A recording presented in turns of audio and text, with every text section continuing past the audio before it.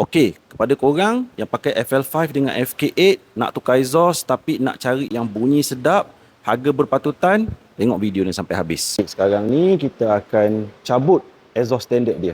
Lepas tu kita compare. Ni exhaust standard, ini exhaust brand H Performance. Okay, yang original 2.55 inci, yang H Performance 3.1 inci. Yang original punya dia ada dua resonator, besar dengan kecil. Yang H Performer punya ada satu saja resonator. Front pipe dia tak ada insulation.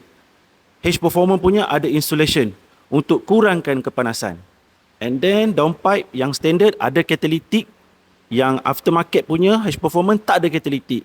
Free flow. Dan FL5 dia ada valve, exhaust valve yang dikawal oleh mode. Ni valve dia. So the best part is exhaust H Performer ni boleh pakai balik valve yang original. Okay guys, ada satu perkara saya nak remark FL5 dengan FK8 ada banyak masalah lepas tukar front pipe, dia punya oil temperature jadi panas. Sebab dia punya front pipe tu terlalu dekat dengan oil pan. Yang ni boleh masuk satu jari. So oil temperature tidak akan panas Okay guys, alhamdulillah ni hasil dia selepas pasang. Barang plug and play tak ada custom-custom, fitting semua tune. Nampak macam original.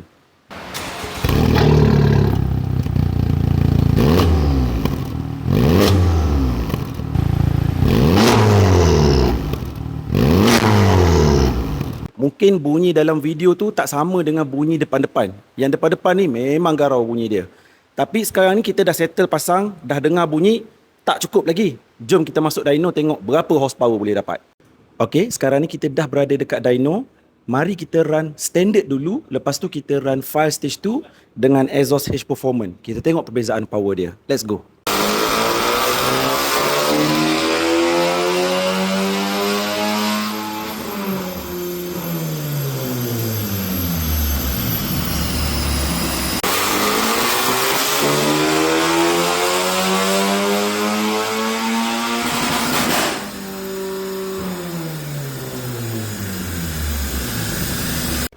Setelah berkali-kali kita run stock dan kita run file stage 2, ini hasil dia. Yang warna merah ni file stock, yang mana kita dapat 320 horsepower dan torque dia 451 Nm.